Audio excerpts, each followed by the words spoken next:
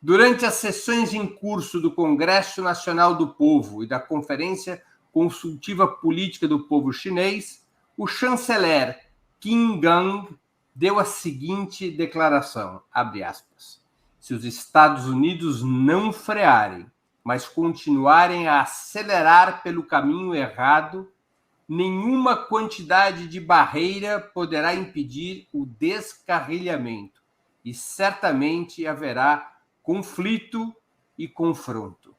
Como vocês interpretariam essa declaração? Com a palavra, Mônica Bruckmann.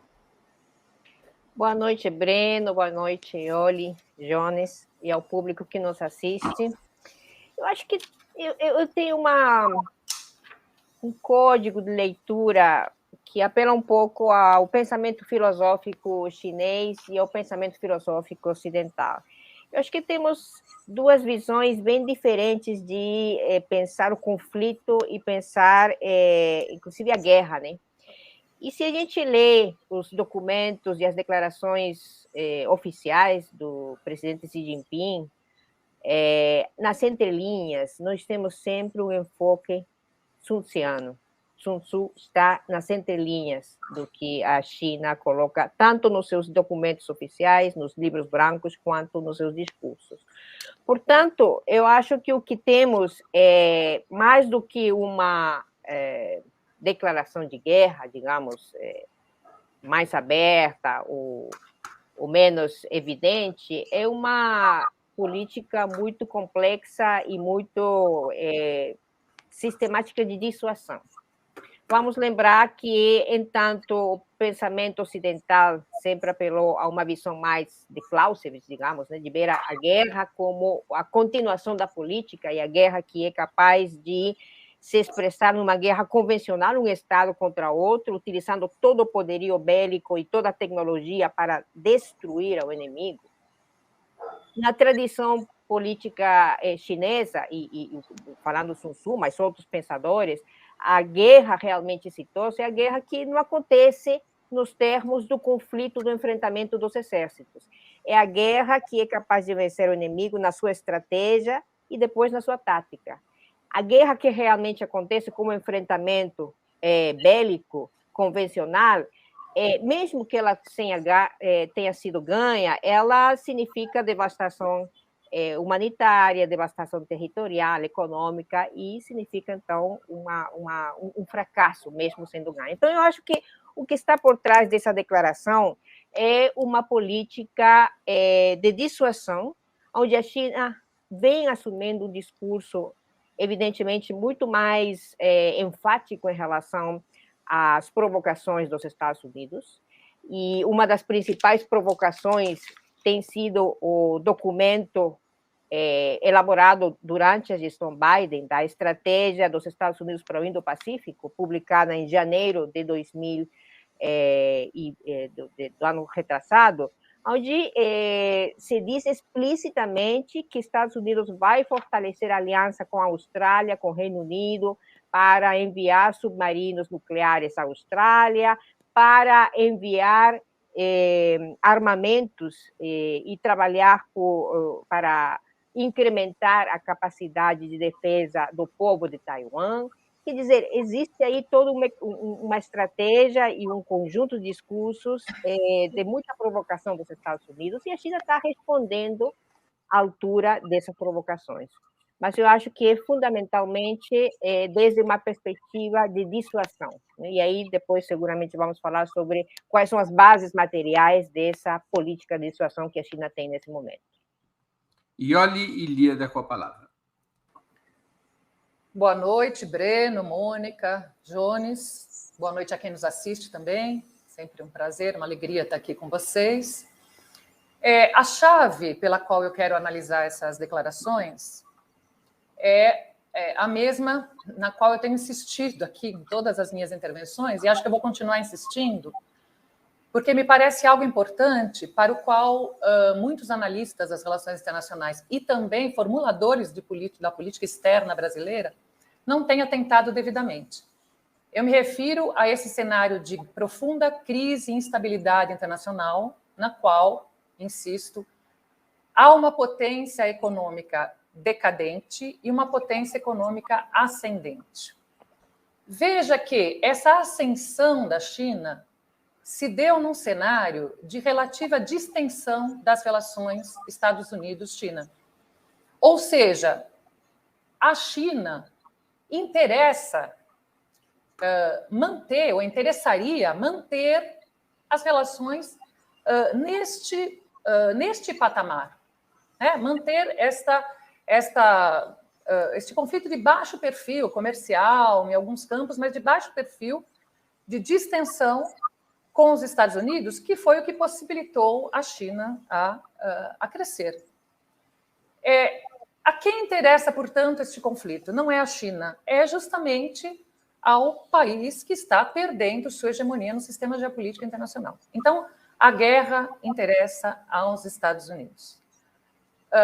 E isso é importante porque, aí eu concordo com o que disse a Mônica, as palavras chinesas que foram apresentadas hoje em vários jornais brasileiros e no mundo, né, na mídia ocidental, como palavras de ameaça, são, na verdade, a meu ver, uma espécie de pé na porta. Os Estados Unidos têm aumentado o tom das suas provocações em vários aspectos, né? Vão da questão de Taiwan, que depois a gente pode discutir melhor, a patética denúncia sobre o balão que teria invadido o território estadunidense, passando pela insistência em acusar a China de ser a responsável pela produção em um laboratório do vírus da Covid, ainda que digam que ele teria vazado acidentalmente. Então, as provocações, o aumento de tom belicista, vêm dos Estados Unidos. Portanto, eu interpretaria essas afirmações dos chineses, e depois a gente pode desenvolver isso, como uma espécie de pé na porta. Pé na porta. Olha, nós sabemos que os chineses não são tolos, nós sabíamos que vocês não aguardariam inertes essa nossa ascensão. Nós sabíamos que em algum momento vocês endureceriam. E nós estamos aqui tentando conversar, até o ano passado ainda a China mandou sinais para os Estados Unidos de uma busca de diálogos pacificadores. Mas eu acho que dessa vez eles colocaram o pé na porta. Chega. Se vocês continuarem, as consequências podem ser terríveis. Se isso vai escalar para a guerra, isso é uma outra discussão, a gente também pode tocar nisso num outro momento nesse nosso debate. Jones Manuel, com a palavra. Primeiro, antes de tudo, boa noite, Mônica, boa noite, Breno, boa noite, Oli, boa noite todo mundo do Ópera que está acompanhando a gente. Veja, eu vou num caminho parecido com o que Oli fez, que é destacar que não só a guerra não interessa a China, como a China, historicamente, é uma potência em ascensão que apresenta uma descontinuidade histórica com o que é o processo de ascensão da nova potência na modernidade. Então, o tamanho da economia chinesa do mundo, o peso da economia chinesa na economia mundial não corresponde ao seu poder militar.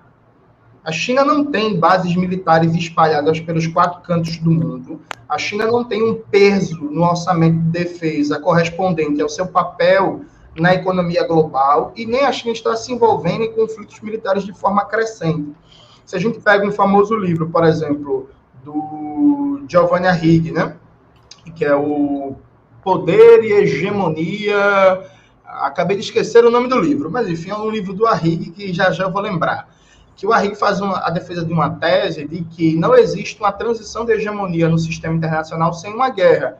Ele vai mostrando que existe uma primazia da Espanha, a Holanda vai assumir essa primazia depois de uma guerra, depois vem a Inglaterra, depois vem os Estados Unidos e por aí vai. Todos precedidos por guerra e por uma forte corrida armamentista. Isso não acontece com a China.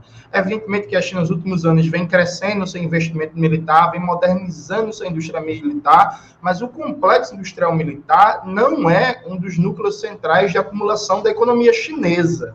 Pelo contrário, se você for fazer uma comparação, em termos relativos. Por exemplo, a indústria militar tem muito mais peso na economia francesa ou alemã do que na da China. De tal sorte que eu acho importante destacar desde já que até então, a China vem tendo uma postura majoritariamente defensiva. E como o Ioli muito bem destacou, vem fugindo de uma guerra, dos conflitos militares, porque isso não interessa para ela. Considerando que a China está muito mais numa corrida tecnológica e produtiva, que ela vem vencendo. Atenção, do ponto de vista do desenvolvimento das novas fronteiras tecnológicas e produtivas, do avanço em determinar as dinâmicas do mercado global, da divisão internacional do trabalho, a China vem vencendo os Estados Unidos, e não me parece, nesse momento, que a burguesia estadunidense e os seus gerentes políticos tenham capacidade de apresentar uma contratendência substancial, né? Inclusive, uma tentativa disso foi o próprio Trump, com a nova política industrial e protecionista, que acabou, em muitos aspectos, sendo revertida pelo Joe Biden. Acho que, então, o começo do debate é isso. A China, até esse momento, não é uma potência militarista em expansão global.